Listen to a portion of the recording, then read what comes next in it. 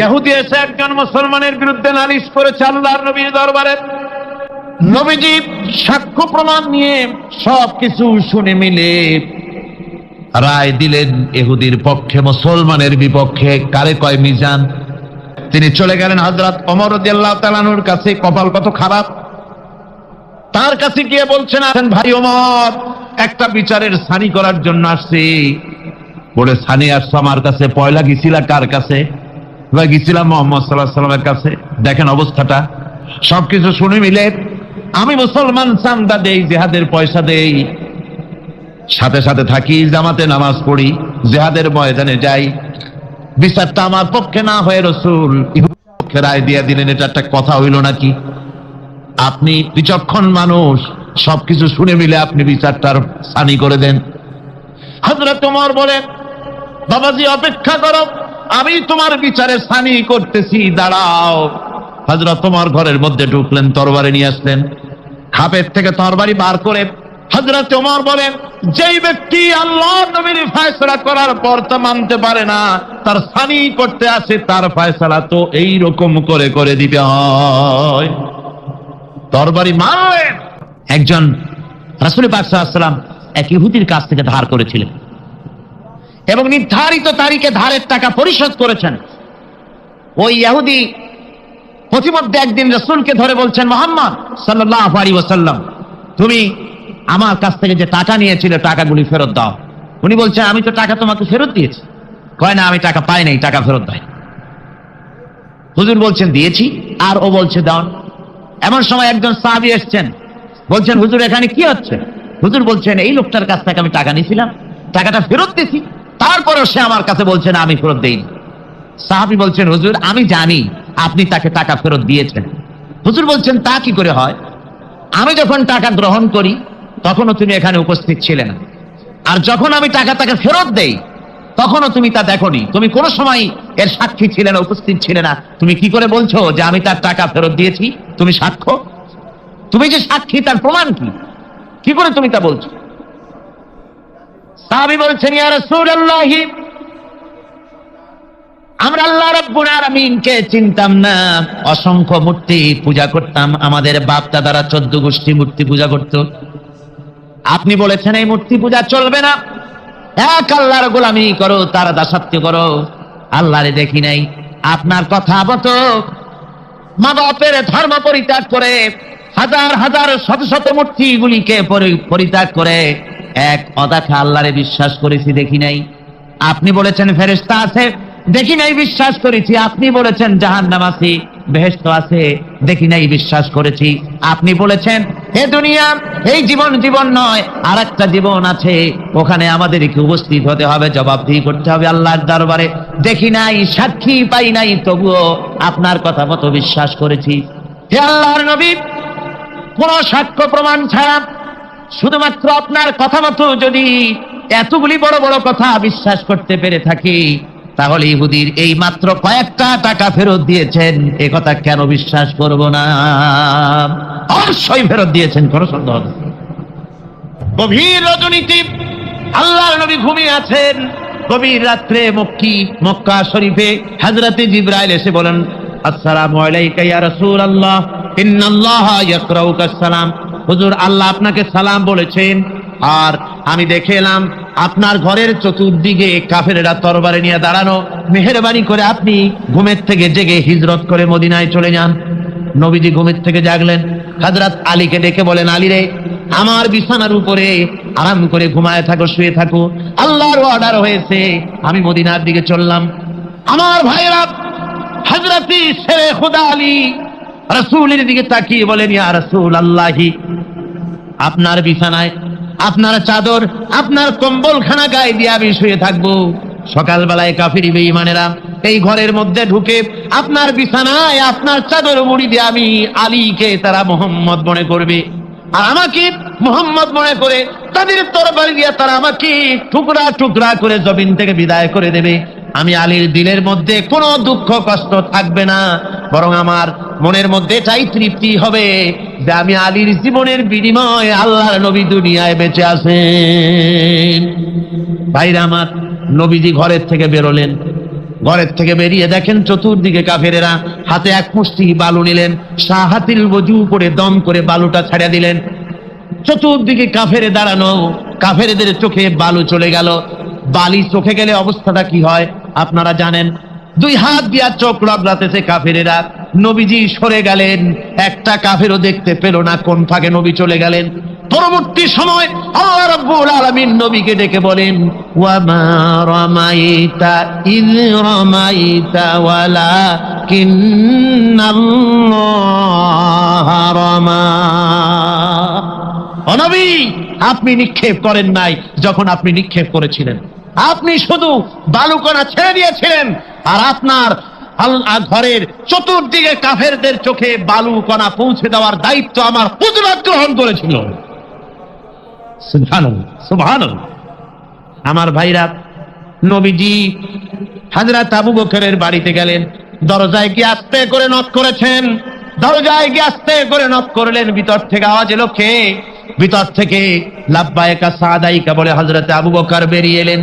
আল্লাহর নবী জিজ্ঞাসা করলেন, আবু বকর রে, এক ডাক দিলাম আর তুমি এক ডাকে সাড়া দিলে, তুমি কি ঘুমাও নাই?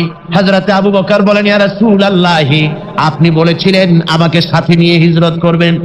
আমি চিন্তা করেছি না জানি কত গভীর রাত্রি নবীজি আসেন, আর আমার দরজার কিনারে দাঁড়ায়া নবীজি যদি দাঁড়ায়া দাঁড়ায়া ডাকে আবু বকর আবু বকর বলে, আমি আবু বকর যদি বিছানায় ঘুমায় আরাম করতে থাকি, নবীজির সঙ্গে বেয়াদবি হয়ে যাবে, এই ভয়তে আমি বিছানায় না শুয়া এই দেওয়ালের সঙ্গে দাঁড়ায়া দাঁড়ায়া ঘুমাচ্ছিলাম।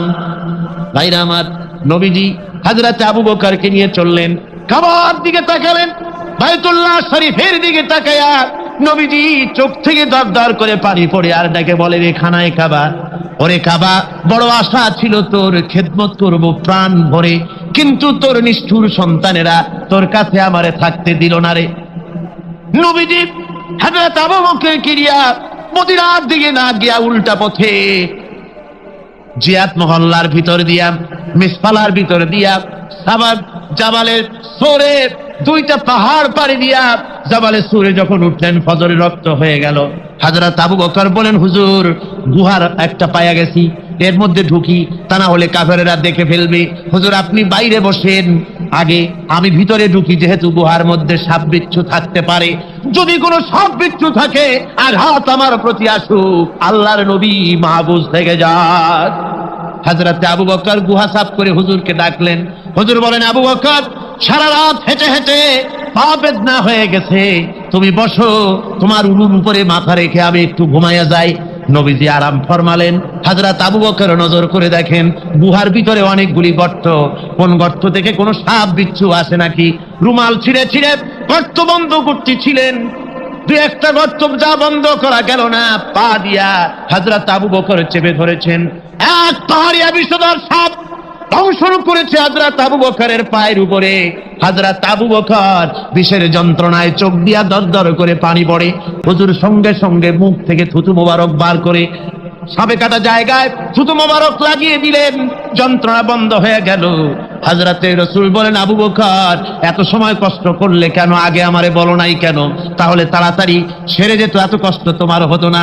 হযরত আবু বকর বলেন, ইয়া রাসূলুল্লাহ, এটা তো সাপে কাটার যন্ত্রণা, এর থেকে বেশি যন্ত্রণাও যদি আমার হতো, যন্ত্রণার চোটে যদি আমার কলিজা ছিঁড়েও যেত লাগতো, তবুও আল্লাহর নবী আরাম ফরমাচ্ছেন, নবীর আরামের ভিতরে আমি বিঘ্ন ঘটাতে পারতাম না। ভাইরা আমার, কাফেরেরা খুঁজতে খুঁজতে দুদিন পরে যখন এই জায়গায় তারা চলে এসেছে, এখানে এসে তারা গুহার কাছে পায়ের চিহ্ন শেষ দেখলো।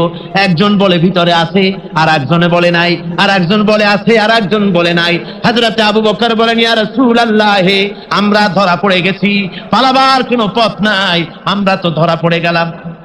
সূরা তাওবার ভিতরে আল্লাহ রাব্বুল আলামিন এই কথাটা এভাবে তুলে ধরেছেন, ইয ইয়াকুলু লিসাহিবিহি লা তাহজান ইন্নাল্লাহা মা'ানা।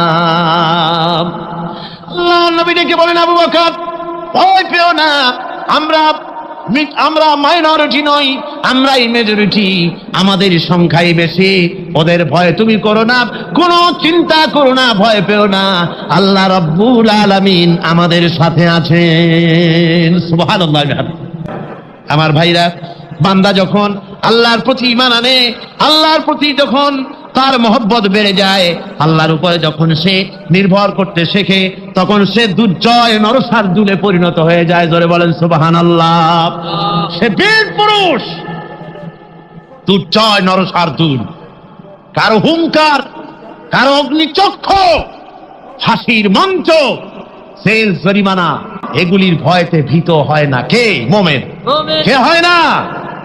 সে একমাত্র নির্ভর করে কার উপরে? আল্লাহর উপরে। বলেন কার উপরে? রাসূল পাক সাল্লাল্লাহু আলাইহি ওয়াসাল্লাম তিনি হযরত আলীর হাতে তরবারি উঠায় দিলেন। জুলফিকার বললেন, আলী তুমি যাও, আজকের ময়দানে সেনাপতির দায়িত্ব পালন করো। হযরত আলী তরবারি হাতে নিলেন। ইসলাম আক্রমণকারী যে না, সে কথা বলতে আমি এই কথা নিয়ে আসছি। হযরত আলী গেলেন, যায় মুরাহহাবের সামনে পড়েছেন। মুরাহহাব হলো, হাদিসে এসেছে, মুরাহহাব হচ্ছে কাফেরদের নেতৃত্ব দিচ্ছে। মুরাহহাব বলছে, আলী তোমাকে আমি কিন্তু ভালোবাসি, তুমি আসলে কেন? তোমার প্রতি আমার একটা সফট কর্নার আছে আমার অন্তঃকরণে।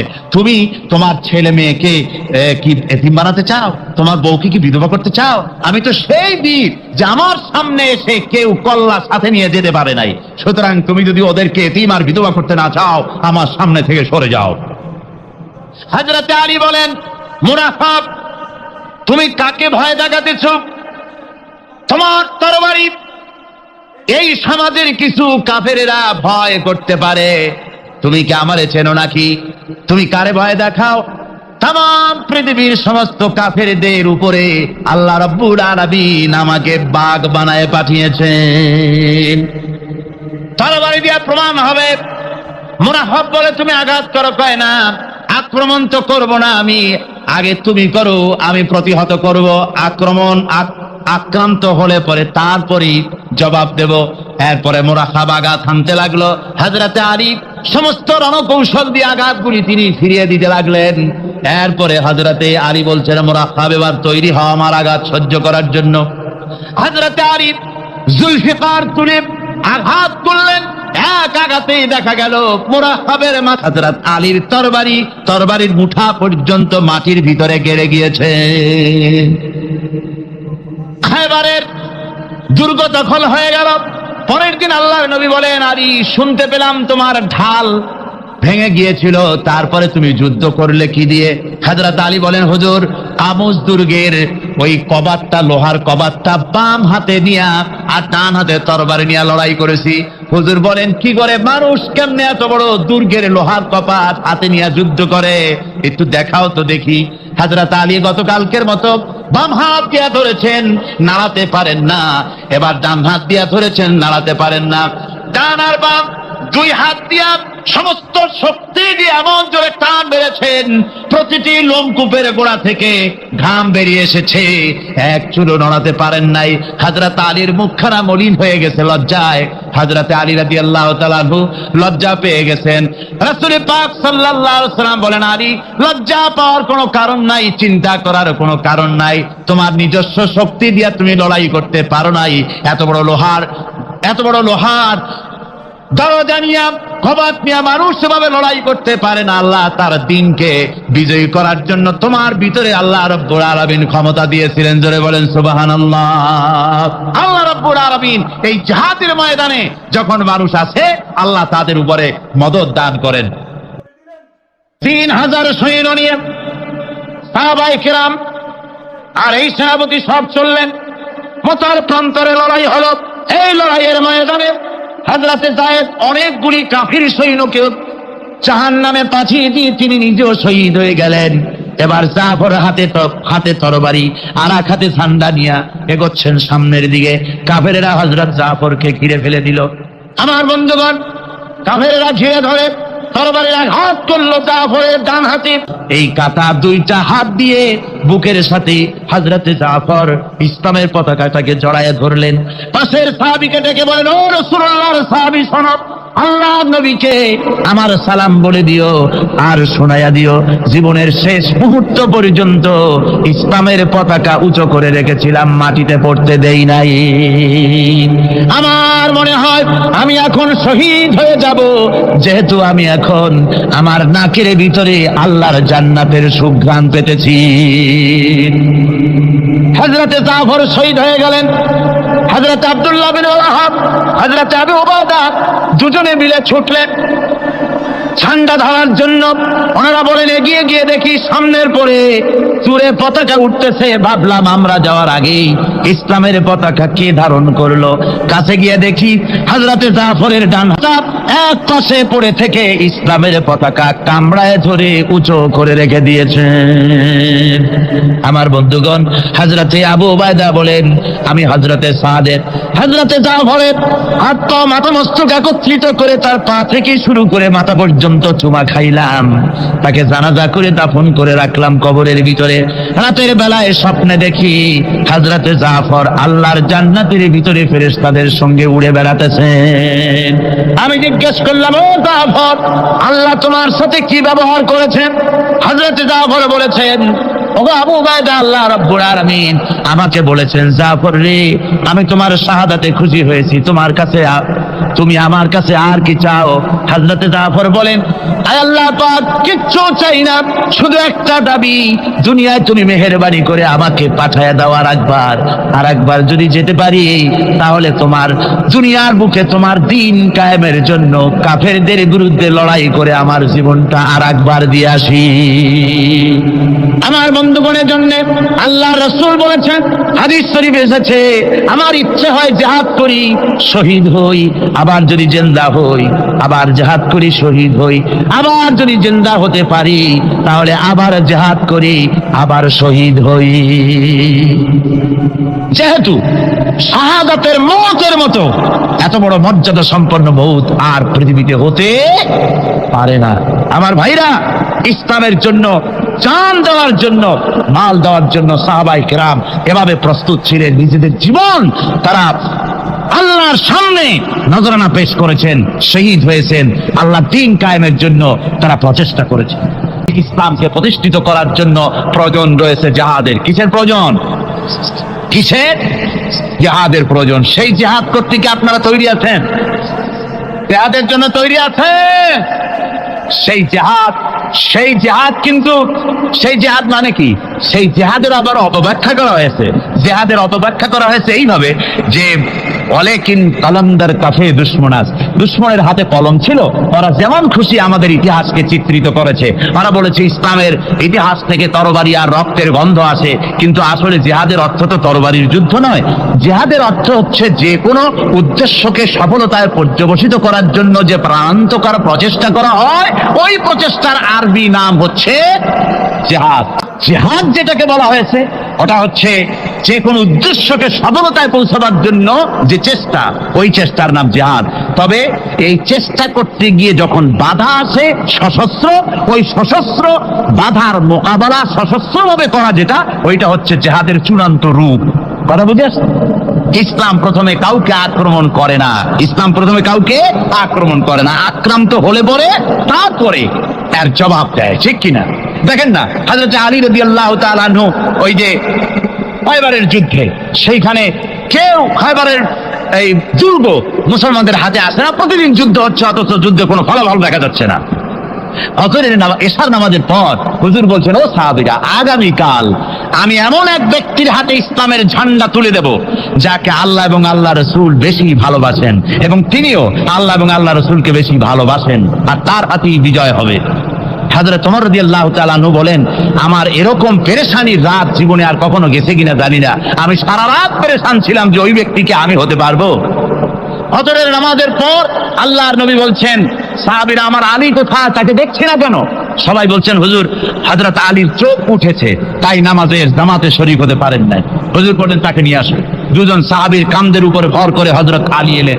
হুজুর সাল্লাল্লাহু আলাইহি ওয়াসাল্লাম তার মুখের থুতু মোবারক নিয়ে হযরত আলীর চোখে লাগিয়ে দিলেন। সাথে সাথে আগের থেকেও ভালো দৃষ্টিশক্তি সম্পন্ন হয়ে গেলেন। সুবহানাল্লাহ।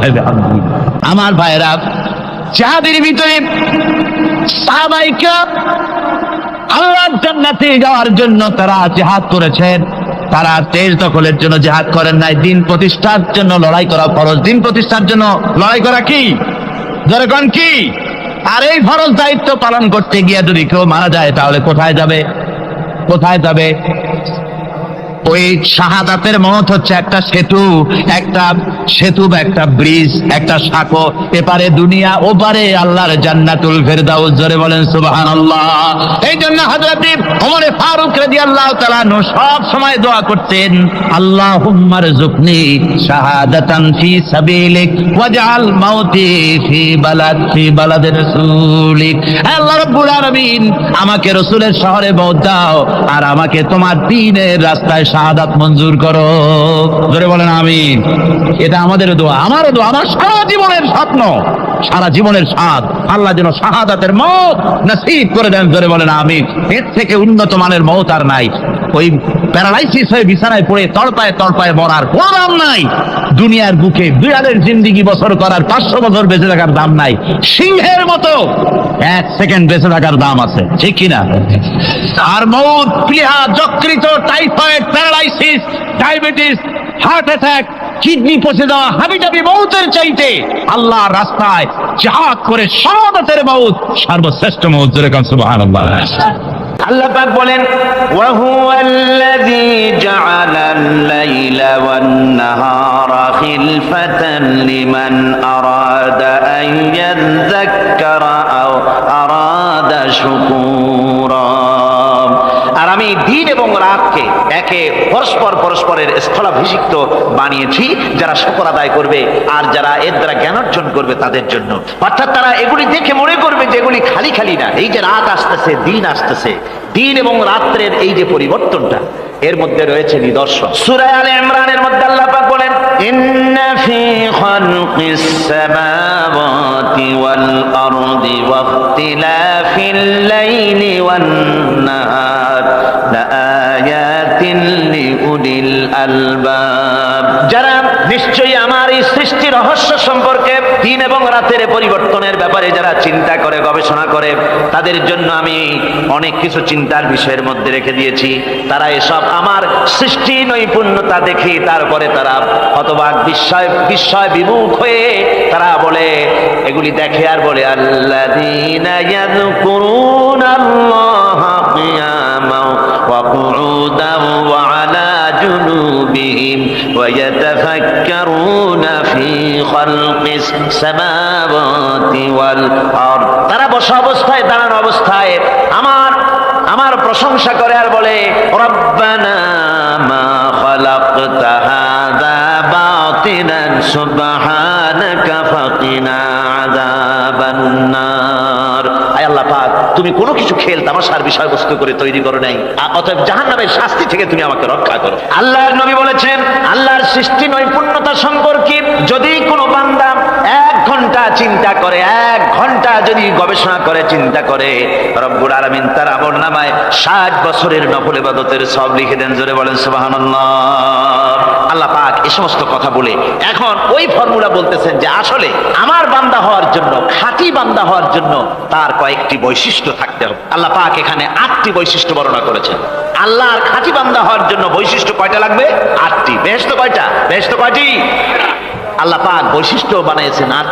এখানে 8টি বৈশিষ্ট্যের কথা বলা হয়েছে। মহান আল্লাহ রাব্বুল আলামিন বলেন, ওয়া ইবাদুর রাহমানিল্লাযীনা ইয়ামশুনা আলাল আরদি হাওনাও ওয়া ইযা খাতাবাহুমুল জাহিলুন ক্বালু সালামা। রহমানের খাঁটি বান্দা তারা, রহমানের আসল বান্দা তারা যারা নাকি জমিনের উপর থেকে যখন হাঁটে খুব বিনয় বিনম্রতার সাথে তারা চলে। ওয়াইদা খাতাবাহুমুল জাহিলুন, আর যখন জাহিলরা তাদের সঙ্গে কথাবার্তা বলতে আসে তখন তারা তাদেরকে বলে, তোমাদের প্রতি সালাম, এই বলে তারা চলে। অর্থাৎ এই 8টি বৈশিষ্ট্যের প্রথম বৈশিষ্ট্য ধরা হয়েছে চালচলনকে। ইমানদার খাঁটি বান্দা যারা, তাদের চালচলন সম্পর্কে প্রথম বৈশিষ্ট্য ধরা হয়েছে। তার মানে হচ্ছে নির্লজ্জ নির্লজ্জ, স্বৈরাচার, মাস্তান, গুন্ডা, বদমাশ, অত্যাচারী, এদের চালচলন এক ধরন। আবার অন্যদিকে ব্যক্তিত্ব সম্পন্ন, মর্যাদাবান, এরপরে শিক্ষিত, ভদ্র, মার্জিত, তাদের চালচলন ভিন্ন ধরনের। এই দুই শ্রেণীর চালচলন কি একরকম হয় নাকি? একরকম হয় না। তার কারণ হচ্ছে ব্যক্তির চালচলনের মাঝেই তার অবস্থাটা বোঝা যায় যে আসলে লোকটি কেমন। আল্লাহ রাব্বুল আলামিন এই কথার দ্বারা এটা প্রমাণ করতে চান যে মুমিন বান্দা যারা হবে, আল্লাহর হবে, তাদের পরিচয় দেওয়া লাগবে না। তাদের চালচলন দেখে, তাদের হাঁটা দেখে, তাদের চলা দেখে, তাদের বলা দেখে, তাদের আচরণ দেখে লোকেরা বুঝতে পারবে যে ইনি হচ্ছেন আল্লাহর একজন খাঁটি বান্দা, একজন মুমিন ব্যক্তি, একথা বুঝতে পারবে। আর সে ব্যক্তি জমিনের উপরে চলবে বিনম্রভাবে। কোরআনে কারিমে অন্য জায়গায় আল্লাহ রাব্বুল আলামিন বলেছেন, ওয়ালা তামশি ফিল আরদি মারহান ইন্নাকা লান তাখরিকাল আরদা ওয়া লান তাবলুগাল জিবালা তুলা। আমার জমিনের উপরে অহংকারের পদবরে হেঁটো না, আমার জমিনের উপরে অহংকার করে জমিনের উপরে হেঁটো না। তুমি জমিনের উপরে অহংকার করে হেঁটে পদাঘাত দিয়ে আমার এই জমিনকে ফাটায় দিতে পারবে না। আর তুমি লাভ দিয়ে আমার আকাশে, আমার পাহাড়ের উচ্চতাও তুমি ছাড়িয়ে যেতে পারবে না।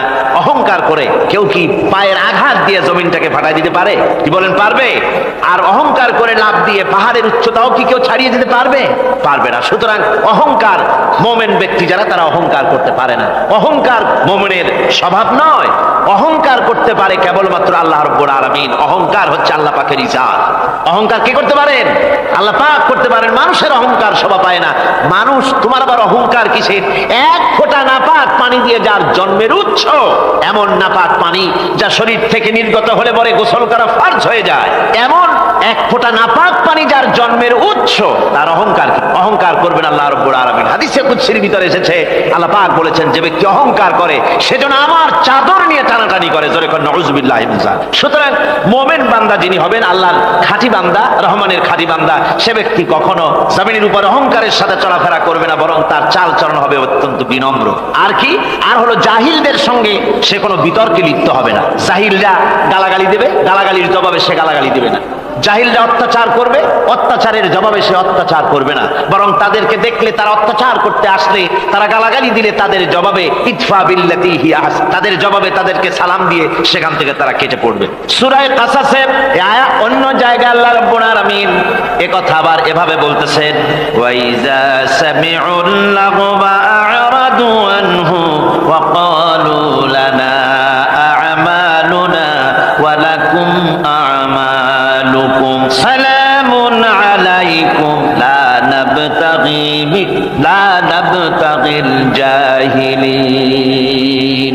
আল্লাহ পাক বলছেন যে যখন মুমিনেরা পরস্পরে মুমিনদের সাথে জাহিলদের যখন দেখা সাক্ষাৎ হয়ে যায়, যখন ঝগড়ায় লিপ্ত হতে চায়, তখন মুমিনেরা, যারা মুমিন বান্দা, আল্লাহর খাঁটি বান্দা, তারা বলবে যে তোমাদের আমলের প্রতিফল তোমরা পাবা, আমাদের কৃতকর্মের ফল আমরা পাবো। সুতরাং তোমাদের প্রতি সালাম, তোমাদের সাথে আমাদের কোনো সম্পর্ক নাই। ঝগড়াঝাটি না করে তারা ফিরে আসবে। আল্লাহ পাক এরপরে বলেন, ওয়াল্লাযীনা ইয়াবীতুনা লিরাব্বিহিম সুজদান ওয়া কিয়ামা। রহমানের খাঁটি বান্দা তারাই আরেকটি বৈশিষ্ট্য, তাদের এই 2 নম্বরের বৈশিষ্ট্য বার বলা হচ্ছে। রহমানের, আল্লাহর খাঁটি বান্দার 2 নম্বরের বৈশিষ্ট্য যেটা, সেটা হচ্ছে যে তারা রাত কাটায় তার রবের হুজুরে, আল্লাহর দরবারে সেজদা দিয়ে দাঁড়িয়ে থেকে কান্দাকাটি করে তারা রাত গুজরান করে। জোরে বলেন সুবহানাল্লাহ।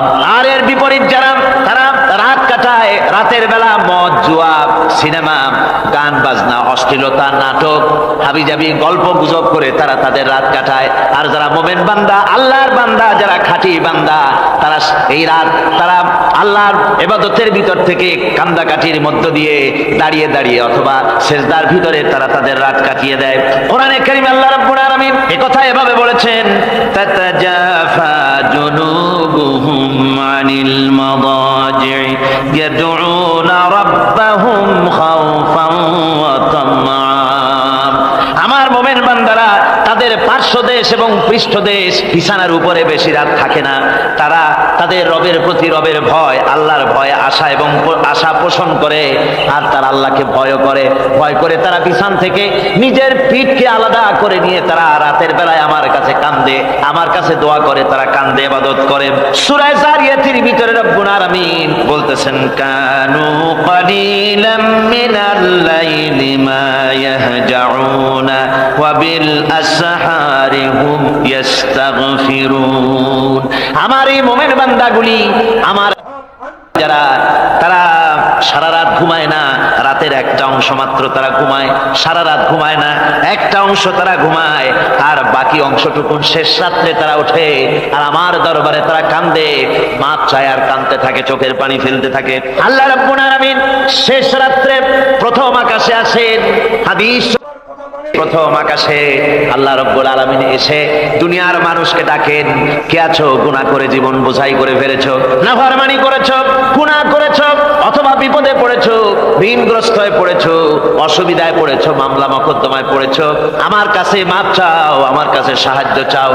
এই সময় যে সমস্ত বান্দারা কে হারাম করে আল্লাহর দরবারে কাঁদতে থাকে, তাহাজ্জুদের নামাজ আদায় করে যখন হাত তুলে কাঁদে, আল্লাহ পাক তখন এই দৃশ্য দেখে ফেরেশতাদের বলেন, ও আমার ফেরেশতারা, আমার ওই বান্দাগুলি কাঁদে কেন?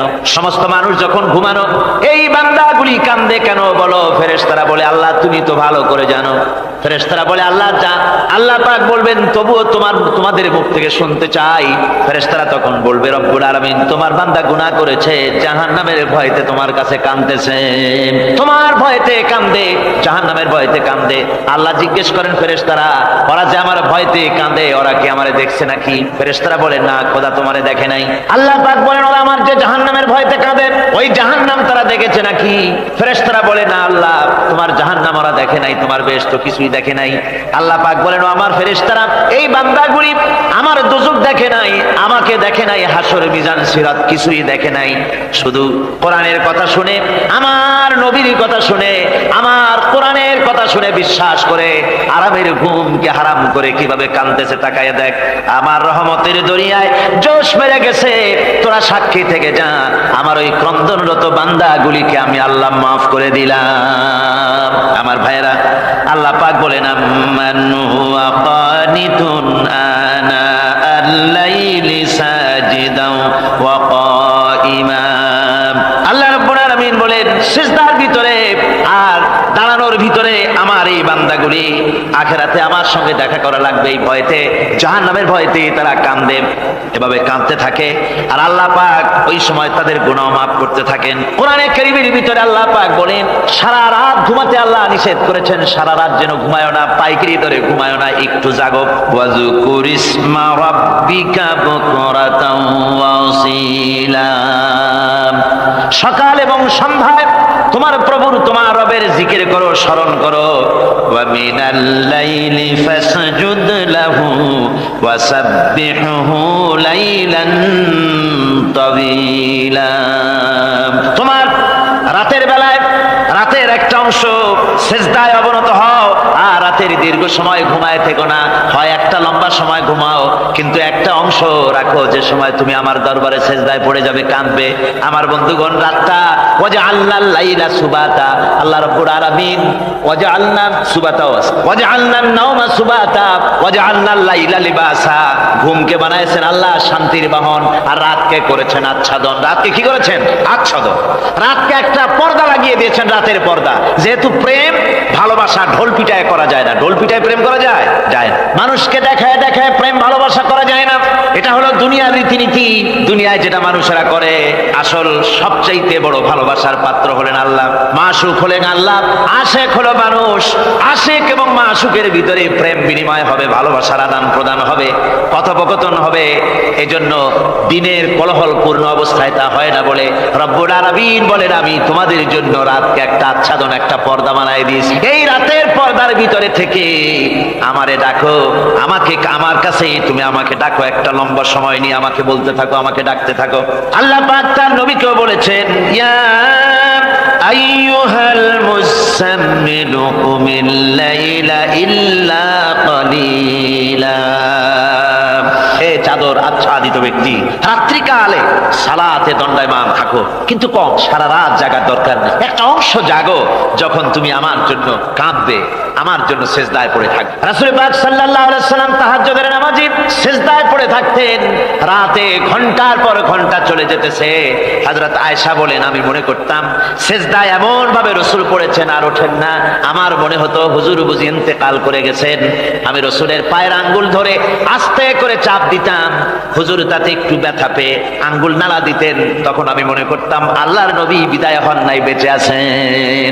আবার কখনো দাঁড়িয়ে দাঁড়িয়ে নামাজের ভিতরে তেলাওয়াত করতে করতে রাত শেষ হয়ে যেত, আমার মনে হতো এই দাঁড়ানো থেকে হুজুর বুঝি আর রুকুতে যাবেন না। আবার যখন রুকুতে যেতেন মনে হতো এই রুকু থেকে আর বুঝি সেজদায় যাবেন না। আবার যখন সেজদায় যেতেন মনে হতো এই সেজদা থেকে রাসূল বুঝি আর উঠবেন না। সুবহানাল্লাহ। সাহাবায়ে কেরাম জিজ্ঞেস করতেন, হে রাসূল, হযরত আয়েশা জিজ্ঞেস করে, হে রাসূল, আপনি এত কাঁদেন কেন, এত ইবাদত করেন, এত রাত জাগেন? হযরত আয়েশা বলেছেন, আল্লাহর নবী দাঁড়িয়ে দাঁড়িয়ে তেলাওয়াত করতে করতে, দাঁড়িয়ে দাঁড়িয়ে নামাজ পড়তে পড়তে পাও মোবারক, কদম মোবারক এমন ভাবে ফুলে যেত, সকালবেলায় জুতার মধ্যে পাও ঢুকতো না। সুবহানাল্লাহ। এইভাবে রাসূল পাক কষ্ট করতেন। জিজ্ঞাসা করতে, এত ইবাদত কেন করেন?